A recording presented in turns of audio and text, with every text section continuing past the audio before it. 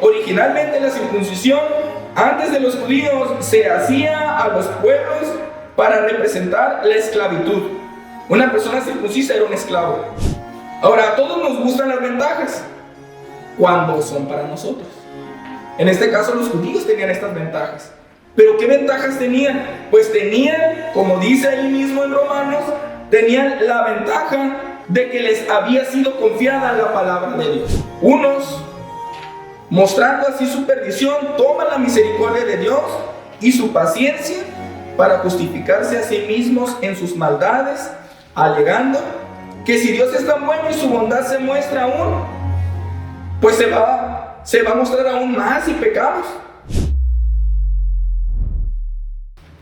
Vamos a abrir nuestras Biblias en Romanos capítulo 3, versículos 1 al 2. Por la gracia de Dios ya hemos analizado Romanos capítulo 1, capítulo 2 y hoy llegamos al capítulo 3. Vamos a leer del versículo 1 al versículo 20.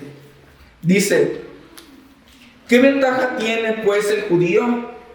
¿O de qué aprovecha la circuncisión? Mucho, en todas maneras. Primero, ciertamente que les ha sido confiada la palabra de Dios.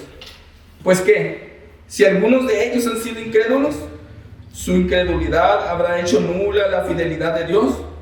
De ninguna manera. Antes bien, Dios, sea Dios veraz y todo hombre mentiroso, como está escrito, para que seas justificado en tus palabras y venzas cuando fueras juzgado. Y si nuestra injusticia hace resaltar la justicia de Dios, ¿qué diremos? ¿Será injusto Dios que da castigo? Habló como hombre. En ninguna manera. De otro modo, ¿cómo juzgaría Dios al mundo?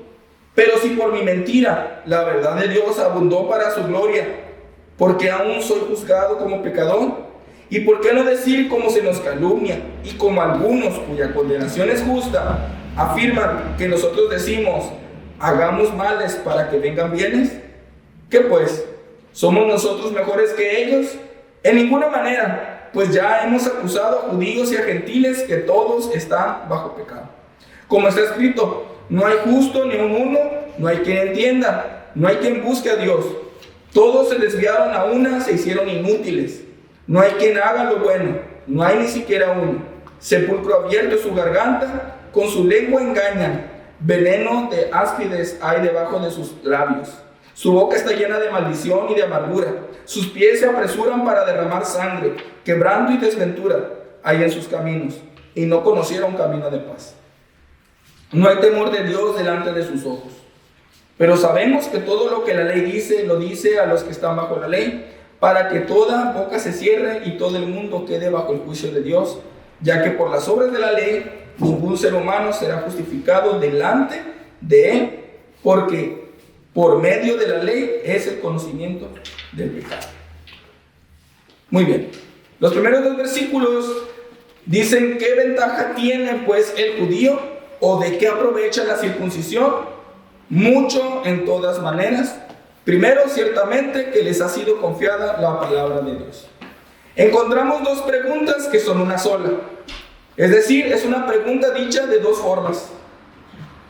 Y estas dos preguntas son: ¿qué ventaja tiene pues el judío o de qué aprovecha la circuncisión? Estas dos preguntas tienen este mismo sentido. Tienen dos palabras o dos frases que son sinónimas.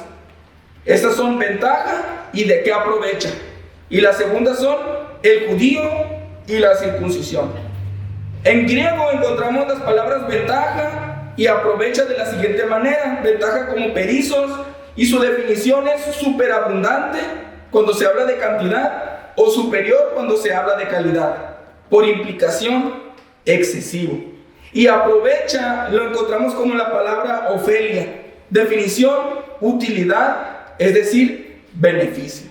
Entonces lo que se dice es de en qué tiene provecho, ventaja, utilidad el judío o aquel que tiene la circuncisión.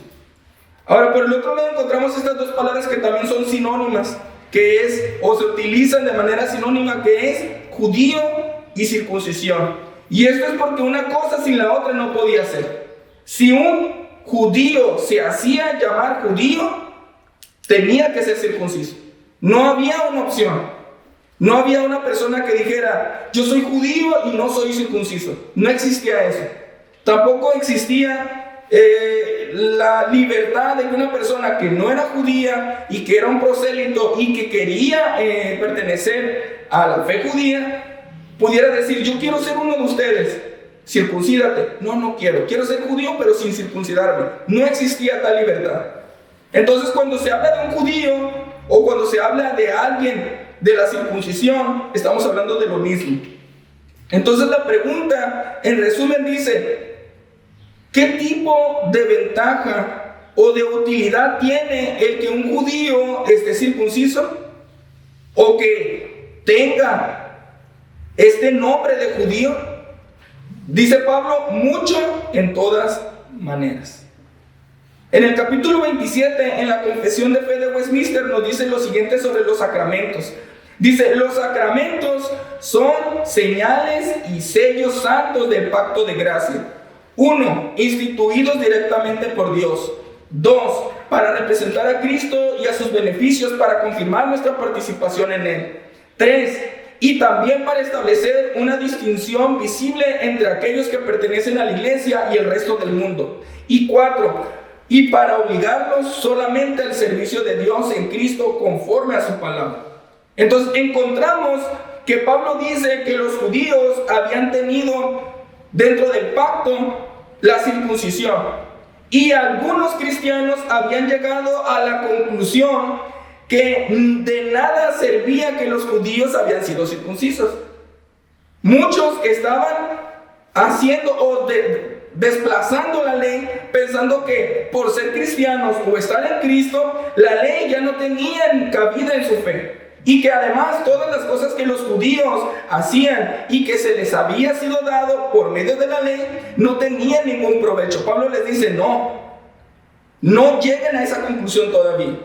Porque aunque hemos dicho que muchos judíos, no todos, muchos judíos han tomado la ley para autojustificarse, eso no quiere decir que la ley no tenía ningún tipo de beneficio para ellos o para nosotros.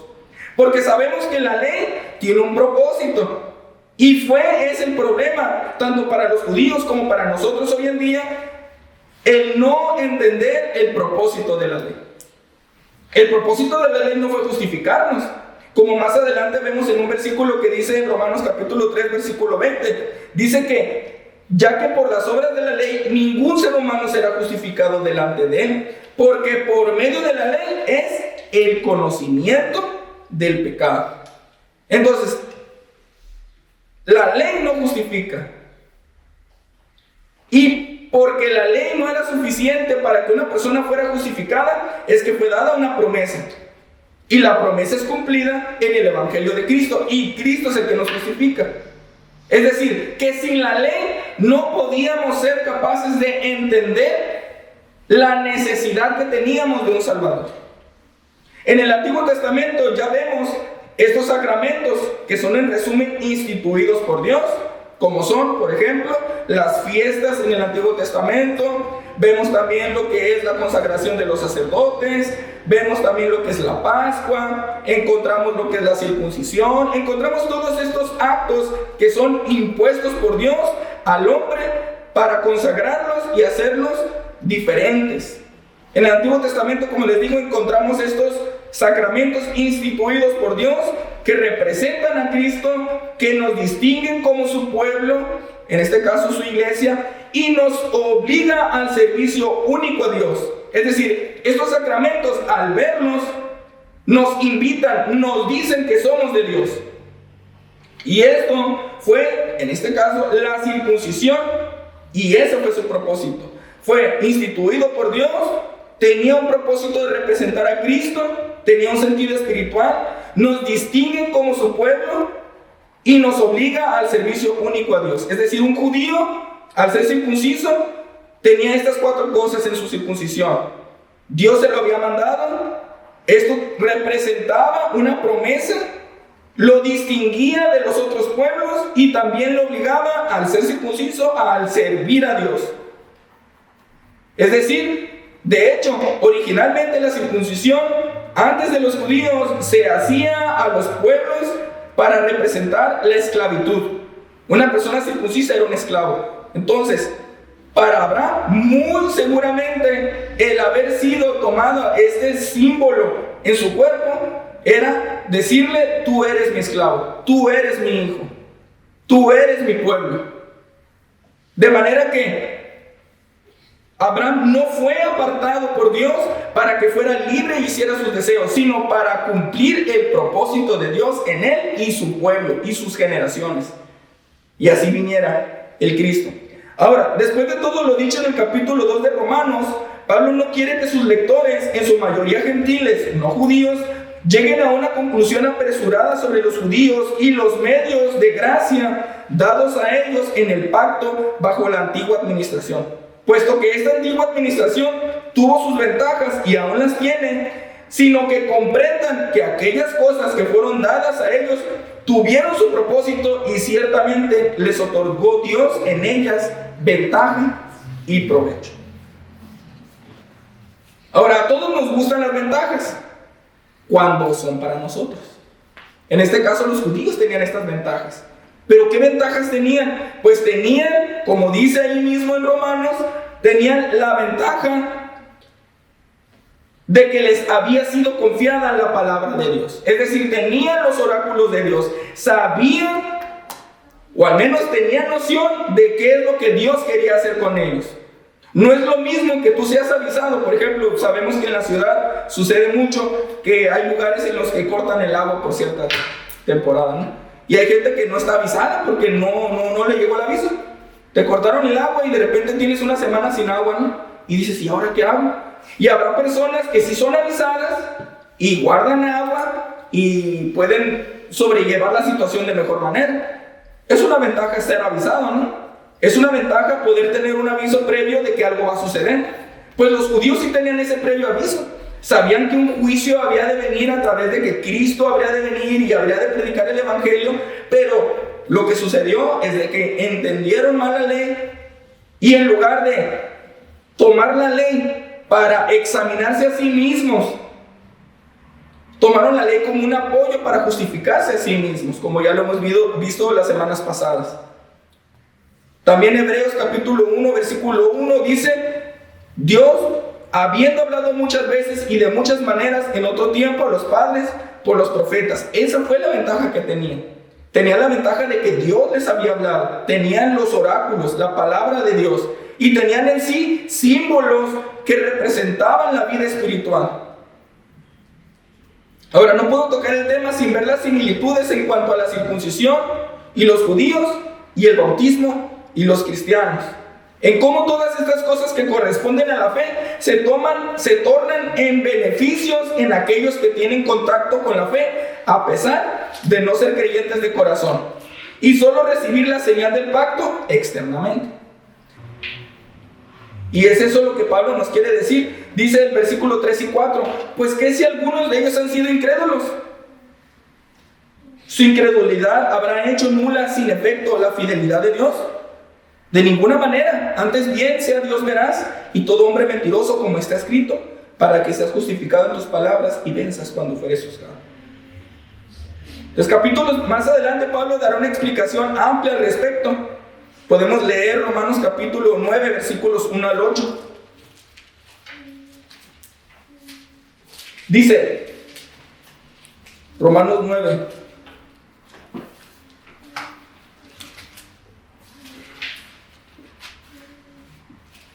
Perdón. Sí, me puede ser Corintios. Con razón dije, esta no es. Aquí está.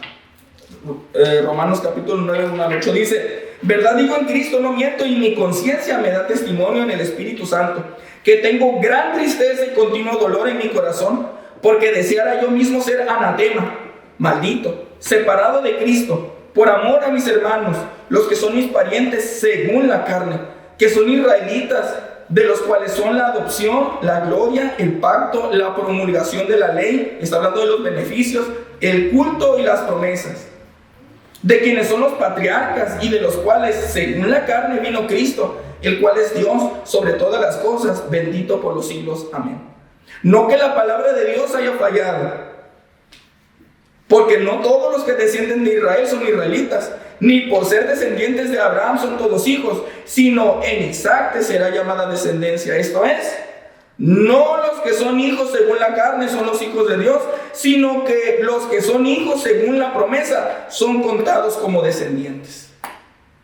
Entonces ahí nos explica lo mismo que en el capítulo 3, versículos de 3 al 4, que no es que Dios haya fallado a su pacto, sino que de entre ellos había escogidos. Nos enseña en pocas palabras que los que sanguíneamente son judíos, no todos los que sanguíneamente son judíos son realmente el pueblo de Dios. Es decir, todas aquellas ventajas dadas no aseguraban la salvación para ellos. Todas aquellas cosas que eran buenas y que ellos solo usaban como cosas en las cuales descansar, no eran suficientes para justificarlos, porque su propósito no era ese, sino el de mostrarles cuán desnudos, inútiles y perversos eran, y que por lo tanto era necesario aferrarse a la promesa de un Salvador.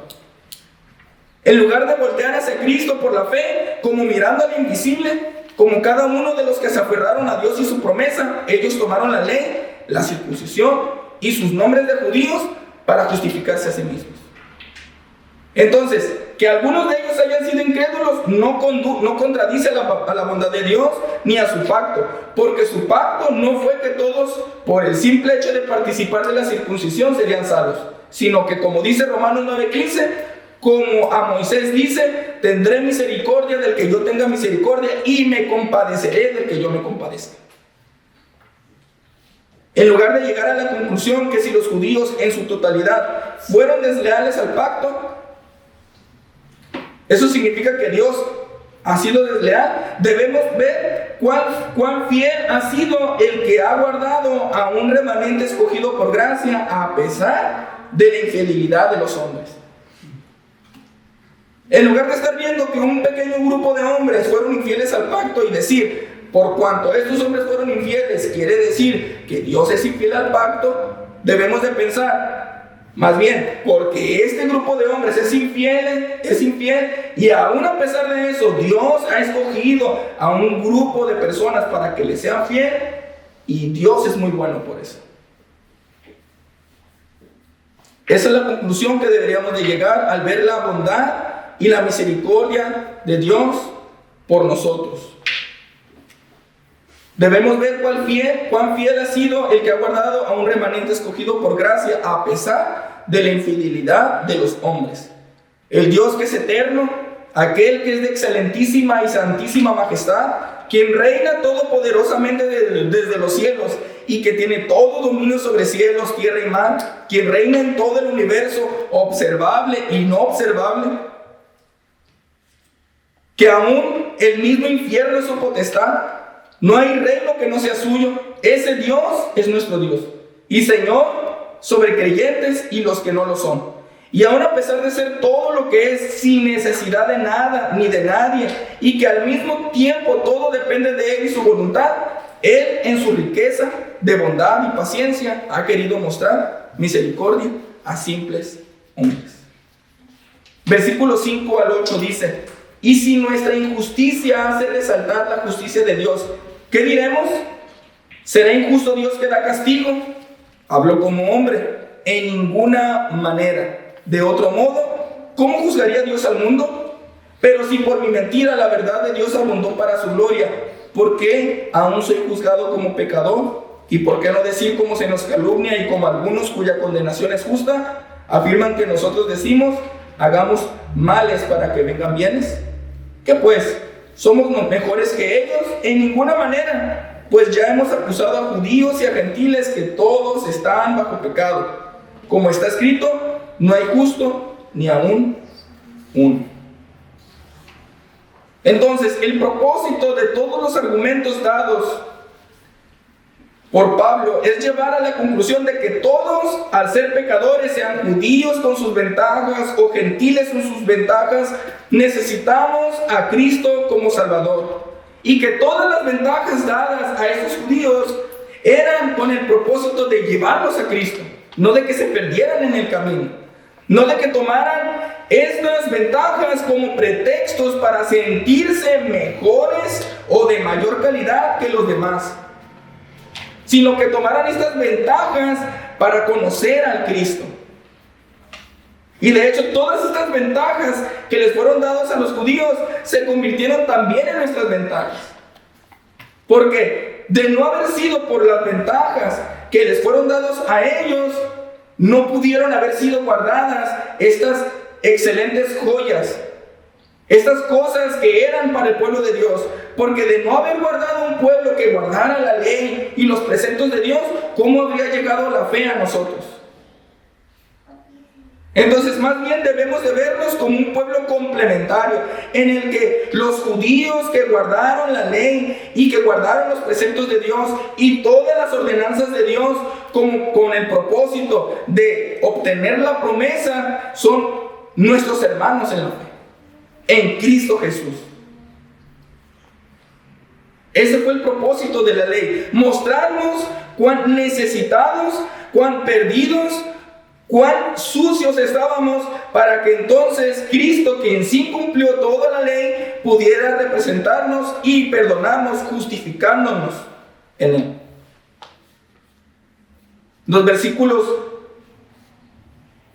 19 y 20 dicen: pero sabemos que todo lo que la ley dice, lo dice a los que están bajo la ley, para que toda boca se cierre y todo el mundo quede bajo el juicio de Dios, ya que por las obras de la ley ningún ser humano será justificado delante de Él, porque por medio de la ley es el conocimiento del pecado. Unos, mostrando así su perdición, toman la misericordia de Dios y su paciencia para justificarse a sí mismos en sus maldades, alegando que si Dios es tan bueno y su bondad se muestra aún, pues se va a mostrar aún más si pecamos. Dicen: bueno, pues si un poquito de pecado muestra la gloria de Dios, pues voy a pecar más. Dice Pablo que eso es lo que piensan estos hombres en sus razonamientos. Pero nosotros entendemos que ciertamente donde abundó el pecado, sobreabundó la gracia. Y que cuanto más triste, desolador y desesperante sea el estado del mal, mayor será el contraste entre este mal y la gloria de Dios. De la misma manera que el blanco resalta en toda una pared negra, los pecadores no serán justificados de sus males y acarrearán las consecuencias de su desobediencia, y aún más aquellos que, sabiendo el hacer bien, insisten neciamente en su maldad. Entonces Pablo lo que nos está enseñando y que nos ha venido diciendo es de que ciertamente los judíos tenían una ventaja, pero que esta ventaja no fue con el propósito de justificarlos, sino de mostrarles la necesidad que tenían del evangelio, y que porque todos estamos en la misma situación de pecado en la que todos hemos violado la ley, tanto personas que tienen ventaja como las que no la tienen, necesitábamos venir a Cristo. El propósito de Pablo es desnudar, desarmar a todo hombre delante del evangelio para mostrarle su necesidad de este.